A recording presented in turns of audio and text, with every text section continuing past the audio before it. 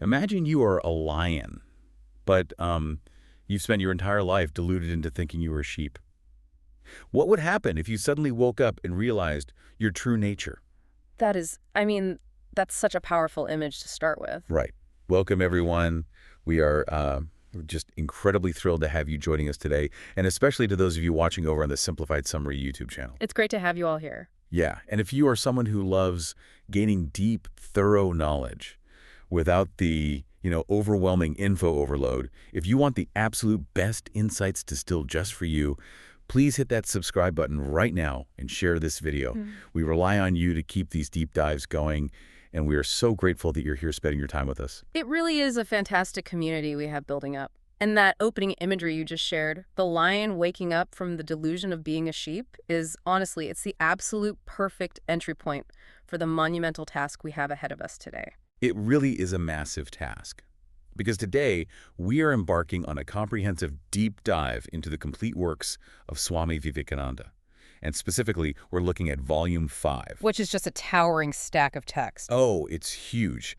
We are talking about a massive compilation of speeches, writings, and philosophical treatises from a man who effectively introduced Hinduism, yoga, and ancient Vedanta philosophy to the Western world right at the end of the 19th century. Yeah, and we've gone through all these foundational texts, his various yoga treatises, and of course his famous addresses at the Parliament of Religions. So what exactly is our mission here? Because we aren't just doing a historical retrospective, right? No, not at all.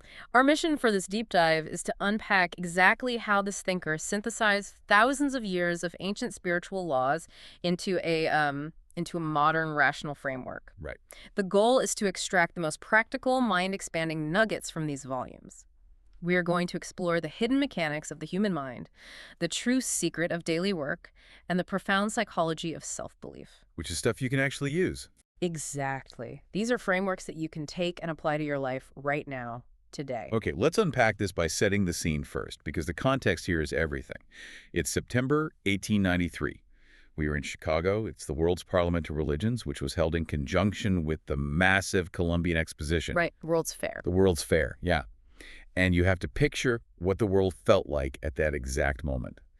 Industry is booming. Electricity is lighting up cities. The Ferris wheel has just been invented. Yes, invented for that exact fair. The West is feeling this incredible, almost arrogant surge of modern technological triumph. And up to the podium steps a young, relatively unknown monk from India, dressed in brilliant yellow robes. He begins to speak, and history is quite literally made. It was a literal showstopper. And to understand the impact of that specific moment, Vivekananda later describes a collision of what he calls two mind floods. Two mind floods. I like that phrase. Yeah, it's very descriptive. The West, particularly America in 1893, represented a mind flood that was young, tumultuous, incredibly energetic, and overflowing with this modern industrial self-assurance. But also, kind of restless. Deeply restless. It was constantly building, constantly moving, but perhaps lacking an internal anchor, always looking outward for the next frontier to conquer. Manifest destiny, all that. Right. Then you have the East, represented on that stage by Vivekananda. He describes this Eastern mind flood as an ocean of calm, backed by long ages of spiritual development and introspection dating all the way back to the ancient Vedas. So Chicago was the crash site. Exactly. Chicago became the precise point of confluence where these two immense rivers of human thought crashed into one another. You had the masters of the external world meeting the masters of the internal world. And the spark that ignited that collision was his opening address. There's this famous quote we pulled where he says to the audience, and keep in mind he's looking at thousands of Westerners, he says, "As the different streams having their sources in different places all mingle their water in the sea, so, O Lord, the different paths which men take through different tendencies, various though they appear, crooked or straight, all lead to thee." And he reportedly gets a multi-minute standing ovation just for his opening remarks. It was unprecedented. Well, what I find so fascinating, looking closely at the text, is that he wasn't up there preaching the standard concept of tolerance. And this is a crucial distinction we really need to sit with for a second. He wasn't preaching tolerance. He was preaching universal acceptance. Wait, let me stop you there, because for most of us today, tolerance is the gold standard, right? It's the ultimate civic virtue. We're taught to tolerate our neighbors, tolerate different political views, tolerate different lifestyles. Why wasn't he preaching Tolerance. Because if you really look at the root of tolerance, it contains a hidden arrogance. Yeah, think about what it actually means when you say, I tolerate you. It implies a grudging endurance. It says, I have the ultimate truth and you are completely wrong, but because I am so magnanimous and civilized, I will allow you to exist. Oh, wow. Yeah, it's inherently condescending when you put it that way. Like, I'll put up with you. Exactly, I'll put up with you. Vivekananda's framework, drawn from the Hindu tradition, shatters that condescension. He argues that all religions, all earnest paths, are not just to be put up with, but to be actively accepted as true. That's a huge leap from just putting up with someone. It is. They are all just different attempts by the human soul to grasp the infinite from different vantage points. And to prove this wasn't just a theoretical philosophy he was spinning for a Western crowd to sound nice, he points to historical evidence. Right. He talks about the refugees. Yes. He notes that the Hindi nation historically sheltered refugees of all religions as a lived practice of this acceptance. He specifically mentions how they sheltered the purest remnant of the Israelites after their temple was shattered by Roman tyranny. And the Zoroastrians, too. Right, he brings up how they fostered the remnants of the Zoroastrian nation when they were persecuted.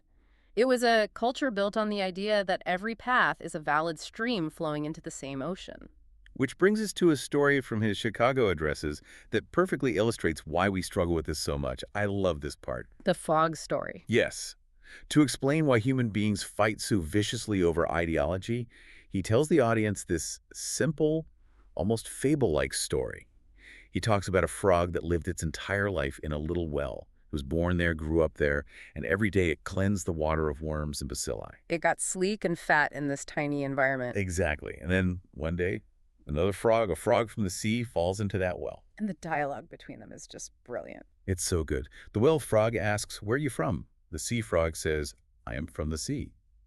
So the well frog takes a little leap across his well and asks, "Is your sea as big as my well?" Which is absurd to the sea frog. Totally. The sea frog laughs and says it's absolute nonsense to compare the vast sea to a tiny well. So the well frog takes a bigger leap from one side to the other and says, "Is it this big?" He literally can't comprehend it. Right. And finally, the well frog gets furious and says, "Nothing can be bigger than my well. You are a liar. Get out." If we connect this to the bigger picture, he is diagnosing the root cause of sectarianism, bigotry, and fanaticism. Throughout history, these forces have drenched the earth in blood and destroyed civilizations simply because humans sit in their own little wells. And those wells aren't just religions, right? I mean, today, that well could be your hyper-curated social media feed. It could be your political echo chamber, your corporate culture, or just your own rigid set of habits. Absolutely. A person sits in the well of their specific worldview, surrounded only by people who agree with them, and they genuinely believe that their little well is the entirety of the universe. Because it's all they've ever seen. Right. And when someone comes along speaking of a vast ocean of perspective, a different way of living or thinking, the person in the well can't comprehend it. Their paradigm is completely threatened. So they call the sea frog a liar and go to war. So the mission he presented to that Western audience was to realize we're all sitting in wells, and we need to break down those walls to see the ocean. Yes. But to break those walls, he had to challenge some deeply held foundational beliefs of the time. Which leads us directly to our second major theme from his works, the true nature of man. And here is where his philosophy gets incredibly bold, especially for 1893. He delivers a passionate, almost defiant rejection of the concept of sin and the label of sinner. Yeah, to a predominantly Western 19th century audience steeped in doctrines of original sin, the idea that humans are fundamentally broken from birth, this was a philosophical earthquake. He didn't pull any punches either. He explicitly states that it is a standing libel on human nature to call humans sinners. He flat out refuses to use the word. Instead, he addresses humanity with this beautiful ancient phrase, "Children of Immortal Bliss." Ye divinities on earth, sinners, it is a sin to call a man so. That line is just wild when you think about the context. He's telling them to shake off the delusion that they are sheep, which goes back to that hook we started with. It's a complete reframing of human identity. But I have to play the skeptic here. It's really nice to say you're a child of immortal bliss. But people do terrible things. We lie, we cheat, we hurt each other. If I look at the news for 5 minutes, I don't see children of immortal bliss. How does he justify this philosophically? It requires a massive paradigm shift in how we view the soul and human identity. We usually think of the soul as something contained inside the body, like a little ghost driving a meat suit. Right, the ghost of the machine. Right. Or like a pilot in an airplane. Exactly. Yeah. But the Vedanta framework argues the exact opposite. It uses a geometric metaphor. It says the soul is an infinite circle whose circumference is nowhere, but whose center is located in the body. Let me make sure I'm wrapping my head around that. The circumference is nowhere, but the center is in the body. Yes, you are not a tiny body that possesses a soul. You are an infinite soul that is temporarily using a body to experience the world. Okay, that flips everything upside down. Therefore, what we call death is merely that center point changing its location from one body to another. The soul itself, the infinite circle, is unbound by matter. It is eternal, pure, and perfect. But what about the bad things people do? The skepticism I brought up. Right. To address your skepticism about people doing terrible things, Vivekananda doesn't deny that humans make horrific mistakes, but he argues those mistakes, those sins, are just temporary clouds covering the sun of your true nature. The sun is still there. The sun is still perfectly bright behind the clouds. By calling someone a sinner, you are identifying them with the clouds rather than the sun. So what does this all mean for how we actually learn and grow? If we already perfect infinite souls, why are we here fumbling around in the dark? Why are you and I sitting here dissecting philosophy? If I'm infinite, why do I constantly forget where I put my car keys? That is the perfect question, and it brings us to his explanation of the nation of knowledge.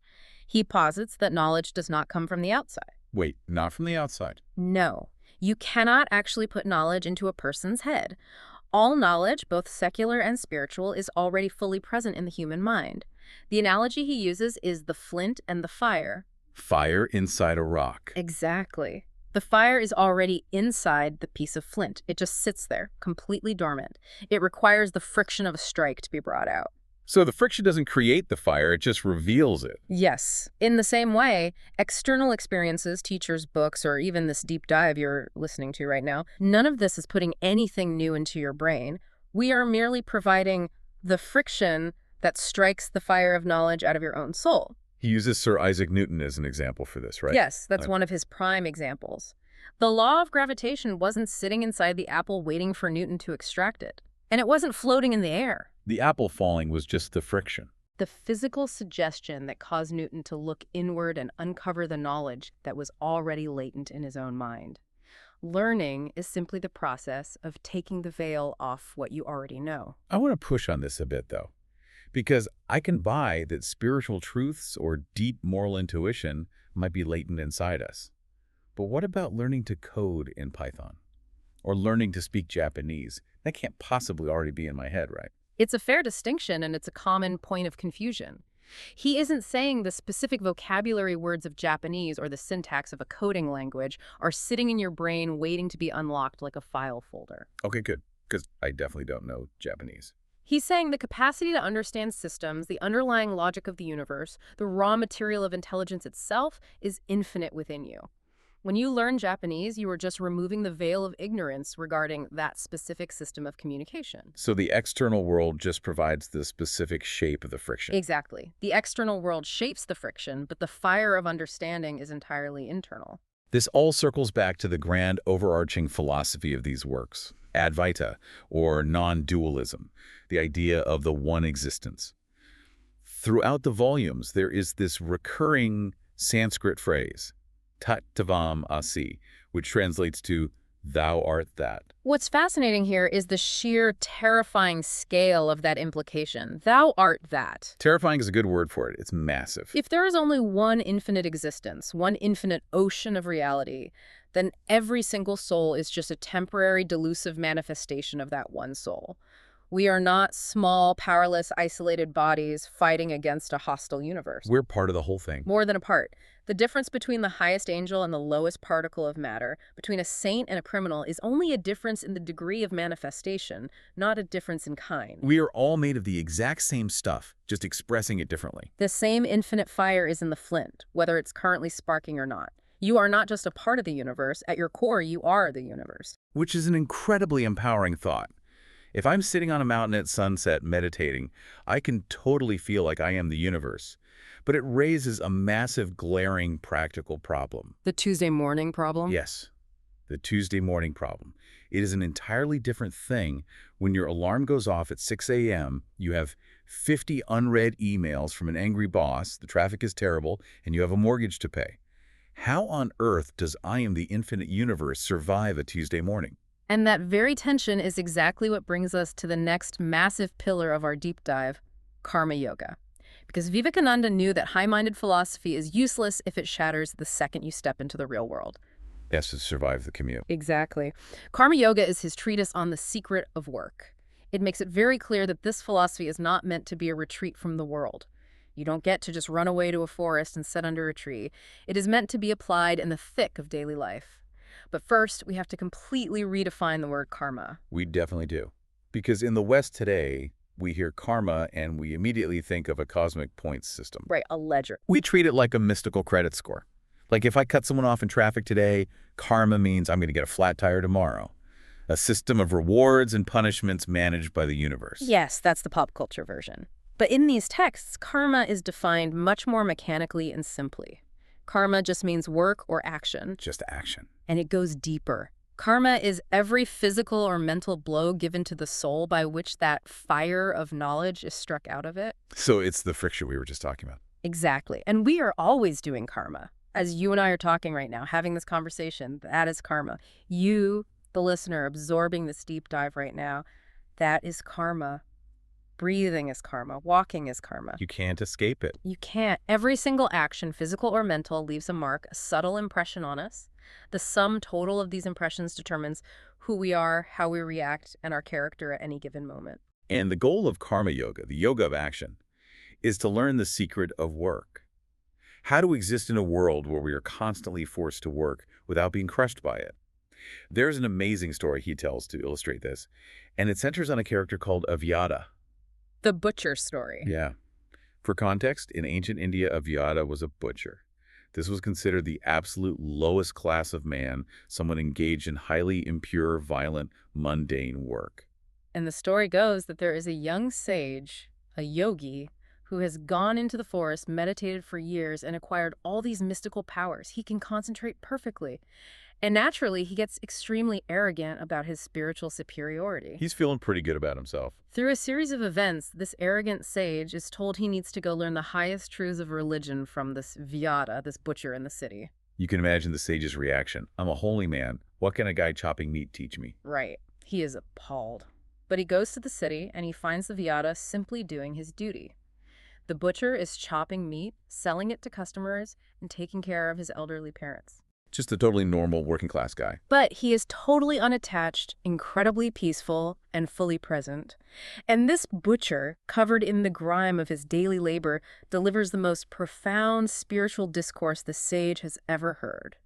If we translate that to today, it would be like a tech billionaire who spends a month at a silent retreat in Costa Rica to, hack his consciousness. Right, drinking ayahuasca. Yeah, and coming back to the city and being told he needs to learn the meaning of life from an overnight warehouse worker who is just quietly packing boxes and sending money home to his family. That is the exact modern parallel. The core lesson here is, let the end and the means be joined into one. The Vyata was doing his seemingly lowly work as if it were the highest worship. He wasn't trying to escape it. He wasn't thinking about the money or escaping his job to go meditate or achieving some future enlightenment. He was entirely devoted to the action itself. He wasn't attached to the results. And this is where karma yoga hits hardest. We suffer so much because we're constantly attached to the results of our work. Always looking at the finish line. We work for praise, we work for a promotion, we work for status, or we work out of fear of getting fired. And because our minds are living in the future result, the present work becomes a burden. It becomes a chain holding us down. Vivekananda argues that if you can work without any ulterior motive, doing the work as an end in itself, as an act of pure giving or pure duty, then the work no longer binds you. Normally, every action we take for a selfish motive forges a new link in the chain of our anxieties. Which just makes us heavier and heavier. But karma yoga teaches that if you work with total non-attachment, every act actually breaks a link in that chain. Here's where it gets really interesting for the listener trying to navigate the modern hustle. He offers the ultimate test of a yogi. It is not about how long you can sit cross-legged in a dark, silent room with incense burning. That's the easy part. Exactly. The real test is, Standing on Market Street, waiting for a car in the rush and chaos of a bustling city, with the noise and the crowds and the stress swirling all around you, can you be as perfectly calm as if you were alone in a deep cave? That is the paradox of the universe that Karma Yoga seeks to master. He describes it as achieving intense activity combined with intense peace. The true worker, the true yogi, is the one who finds the greatest rest in the midst of intense activity and intense activity in the midst of the greatest rest. How does that actually feel, though? It sounds like an oxymoron. Intense activity and infinite rest. Think about a flow state. If you've ever been so deeply engaged in a task, whether it's painting, writing code, playing a sport, or even having a deep conversation, that you completely lose track of time and you forget your own ego. Oh, you know that feeling. Where 3 hours go by in what feels like 5 minutes. Yes. Your hands and brain are working at maximum capacity, pulling off incredibly complex maneuvers, but your internal state is completely silent. There is no anxiety about failing. There is no ego saying, look how great I am doing. There is just the action. You just become the work. That is a glimpse of Karma Yoga. Your soul remains as calm as a deeply still lake. A still lake.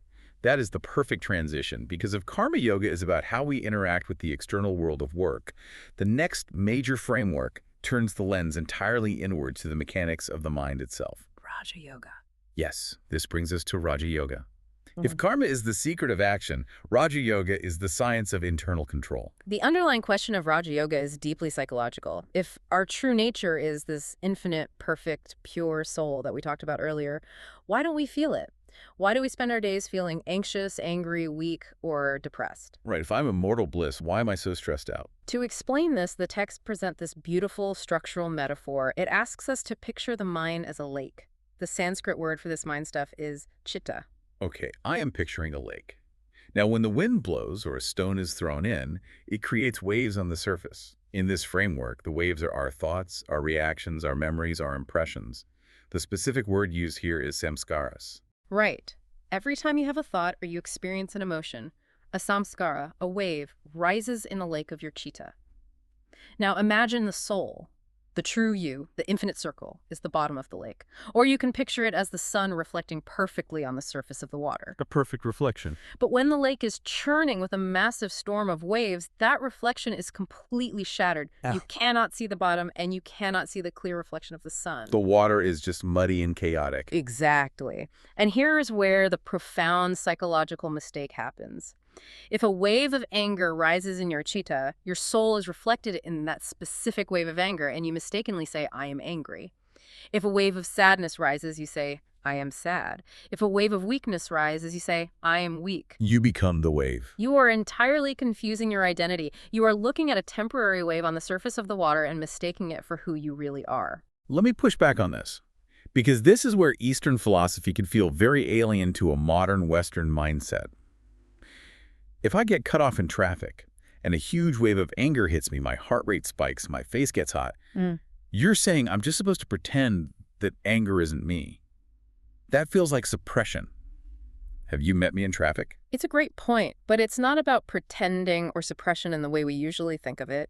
It's about disidentification. Disidentification. It's the difference between saying, I am angry, and saying, there is anger happening in the mind lake right now. You acknowledge the wave, you feel the heat of it, but you don't let it convince you that the wave is your entire identity. You watch the wave instead of being it. You recognize you are the lake bed observing the wave. As long as there is a single wave constantly churning on the lake of the mind, the true nature of the soul cannot be perceived. So the goal of Raja Yoga, then, is to quiet the lake, to flatten the waves so you can finally see the bottom. But how do you actually do that? Because trying not to think about something just makes you think about it more. It's the whole don't think of a pink elephant problem. Right. You can't just forcefully hold the water still with your hands. You'll just make more splashes. The methodology Vivekananda describes for doing this is intense. It's the science of concentration. He describes a process of using one exceptionally strong wave to suppress all the other scattered waves. He calls it fire eating fire. Fire eating fire. Meaning, instead of trying to silence 1,000 different anxious thoughts about your grocery list, your job, and your relationships, you focus the mind so intensely on one single point, a mantra, a concept, an image, that it becomes a massive wave of concentration. Exactly. That one massive wave absorbs all the little chaotic waves. It suppresses the distraction. But then comes the hardest part of the entire practice. Harder than getting the single wave. Much harder. Once you have achieved that singular focus, you have to suppress that final wave too. You have to let the fire eat itself. Yes. When even that last wave of concentration is quieted, the lake becomes perfectly, completely still. The texts call this state seedless samadhi. Seedless samadhi. Why seedless? Because every thought or memory you have usually leaves a seed at the bottom of the lake, ready to sprout into a new wave later. In this state, there are no seeds left sprouting. In that state of absolute stillness, the soul is finally manifested in its own pure glory. You finally see the bottom of the lake. You realize, not intellectually, but through direct, irrefutable experience, that you are not the body and you are not the churning mind. You are the immortal essence behind it all. It sounds like a titanic struggle, fighting your own mind, suppressing waves, fire eating fire. It sounds exhausting. But what I love about these volumes is that just when it gets incredibly intense, he drops in this remarkably gentle, beautiful imagery that softens the whole struggle. He describes nature not as an enemy to be conquered, but as a sweet nurse. This is one of the most profound paradigm shifts in the entire collection. We often feel like nature or the physical world or our daily struggles are a prison. We view nature as red in tooth and claw, a harsh Darwinian struggle keeping us from spiritual freedom. But he paints this poetic picture of nature as a sweet, entirely unselfish nurse. What does the nurse do? She takes the self-forgetting soul by the hand. The soul has forgotten who it is, so the nurse brings it through all the experiences of the universe. She walks it through pleasure and pain, through wealth and poverty, through good and evil, through different bodies and different lives. It's like a grand museum of experiences. Why? Just to torture us? No, to educate us, to show the soul all these manifestations until it finally gets bored of them, realizes they are temporary, and remembers its own lost, infinite glory. And once it remembers? Once the soul remembers its true nature, the kind mother gently retreats. Her task is done. She lets go of your hand and goes back into the world to help other souls who have lost their way. The infinite river of souls is flowing into the ocean of perfection. That imagery completely reframes how we view hardship. It means every heartbreak, every career failure, every mundane, stressful Tuesday is just the sweet nurse showing you another exhibit in the Museum of the World, trying to help you wake up. It's all just curriculum. But waking up requires profound knowledge. Which brings us to another massive pillar of his teachings, Jnana Yoga, the path of knowledge and understanding of the grand delusion known as Maya. So we've covered karma, which is action, and raja, which is internal control. Jnana Yoga is the intellectual, deeply philosophical approach. It's for the mind that wants to reason its way to the absolute truth, and the central hurdle in this path is grappling with this incredibly misunderstood concept of Maya. Right, because usually when people hear Maya, they think it means illusion, as in the world is a hologram, nothing is real, nothing matters, so just ignore it. Like the Matrix. Which is a complete mistranslation and misunderstanding of Vedanta. Vivekananda spends a lot of time clarifying this. Maya does not mean the world doesn't exist. Maya actually represents the framework of time, space, and causation. Time, space, and causation, the fundamental rules of physics. Yes. It is the lens through which the infinite, undivided reality appears to us as finite, divided, and changing. The infinite doesn't actually change, but when viewed through the lens of Maya, through a human brain bound by time and space, it looks like a universe of separate moving parts. He provides this fantastic analogy to explain this, and I think it's one of the best in the book. Imagine there's a massive, impenetrable screen separating you from a beautiful, infinite, radiant landscape. This screen is Maya. Yes. Now imagine there is a tiny pinprick hole in that screen. Through that tiny hole, you catch a very small glimpse of the scenery outside. That scenery is the absolute, the universal soul. Now suppose that hole starts to get a little bit bigger. As it expands, you see more of the landscape. A tree, a mountain. The hole gets bigger still. Finally, the screen vanishes entirely and you are face to face with the whole unbroken scene. What is absolutely critical to understand here is where the change is actually happening. Did the scenery outside, the absolute reality, change? Did it evolve? Did it grow? No. The landscape was always there, exactly as it is. The only thing that changed was the hole in the screen getting larger. This is how Jnana Yoga views human evolution and spiritual growth. The soul is always perfect, always infinite. All our human struggles, our moral evolution, our intellectual leaps, our spiritual exercises, they are not about changing or improving the soul. Because the soul doesn't need improving. Exactly. All of our efforts are simply the process of tearing up the screen. We are just making the hole bigger so the reality that was always there can shine through more clearly. The changes, the evolution, the birth and death, that all belongs to the screen. It belongs to Maya. It does not belong to you. Okay, this raises an incredibly important question, though, and it's a misconception he addresses head on. If the world of time, space, and causation is just a screen, if it's just Maya, does that mean we are supposed to hate the world? Ah, the ascetic trap. Right, because a lot of spiritual traditions seem to lean that way. They say the world is corrupt, the flesh is evil. Should we all just abandon society, go live in a cave, undergo severe asceticism, and basically commit slow suicide to escape the screen? The answer in these texts is an adamant, resounding, absolutely not. The Vedanta philosophy, as Vivekananda teaches it, does not denounce the world. It does not tell you to run away and hide from it. Instead, it teaches the deification of the world. Deification, meaning making it divine. Precisely. He says we must give up the world as we think of it, as this separate, mechanical, often cruel place we perceive through our limited senses, and instead know what it really is behind the screen. He quotes an ancient Upanishad saying, "Whatever exists in this universe is to be covered with the Lord." You don't escape the world, you cover it with God. You learn to see the infinite shining through everything. And he doesn't shy away from the extreme implications of this. It's easy to see the divine in a beautiful sunset or a newborn baby. But he says you must see God not just in the saint, but in the tiger. Not just in the charity worker, but in the criminal. Not just in joy, but in profound suffering. It's all the same. One existence playing different roles behind the veil of Maya. Which leads us to a massive psychological insight regarding how we interact with others. If it's all one existence, how do we understand love and human connection? He introduces two Sanskrit terms here to explain this. Samashti, which means the universal whole, and Vyashti, which means the particular or the individual. So Samashti is the whole forest, and Vyashti is a single tree. Exactly. And the psychological argument he presents is that you cannot truly, unconditionally love the particular, the Vyashti, without first loving the universal whole, the Samashti. Why not? Why can't I just love my family or my friends or my country and ignore the rest? Because if you just try to love one isolated person or one specific tribe or one nation, that love is always going to be limited. It is fragile. It is based on conditions. I love you because you are mine, and because it is exclusive, it is incredibly prone to turning into jealousy, possessiveness, or outright hatred of the other. He creates an in-group and an out-group. But he argues that the sum total of all love, all aspirations, all existence in the universe is the infinite. When you realize that, when you learn to love the samashti, the underlying unity of everything, then universal love becomes the only logical mathematical outcome. Because how can you hate anyone when you know they are quite literally the same existence as you? There's a quote where he says, "In hurting anyone, you hurt yourself. In loving anyone, you love yourself." It removes morality from being a set of arbitrary rules handed down by a judge and turns it into a law of physics. You wouldn't stab your own hand because you know it's part of you. In the same way, you shouldn't hurt another person because they are literally a part of your own extended infinite body. Exactly. Morality is just the realization of oneness.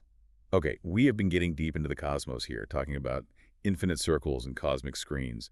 But I want to bring it back down to Earth, to the individual listener sitting in their car or walking their dog right now.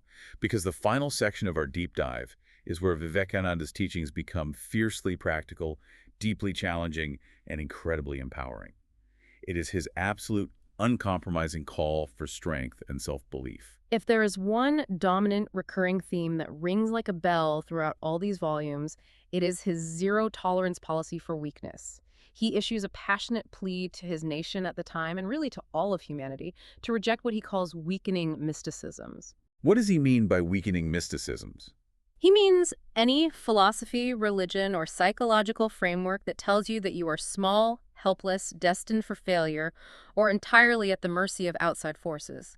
He acknowledges that we all have flaws, we all have diseases of the mind and body, we all fail.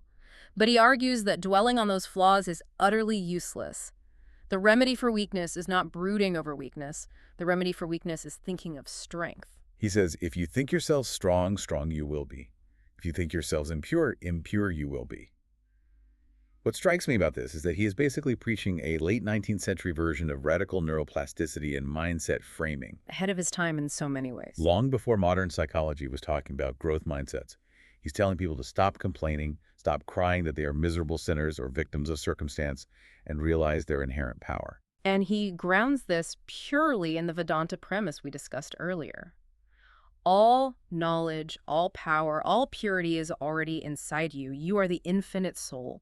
You do not need to beg for strength from the outside. You don't need to wait for someone to save you. You just have to wake up to. You just have to believe in the strength that is already there in order to express it.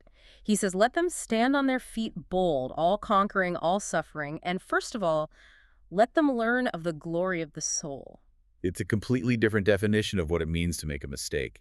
The text suggests that believing you are weak is essentially the only real sin because it is a fundamental denial of your divine nature. And what makes this so fascinating is that he applies this concept of strength not just to individual self-help, but to entire societies and geopolitics. There is a highly practical observation in the text about the nature of power on a macro level. He asks a blunt question to his audience. Why are certain nations so incredibly powerful while others are subjugated? At the time he was speaking, he noted the stark historical reality that roughly 40 million Englishmen were ruling over 300 million Indians.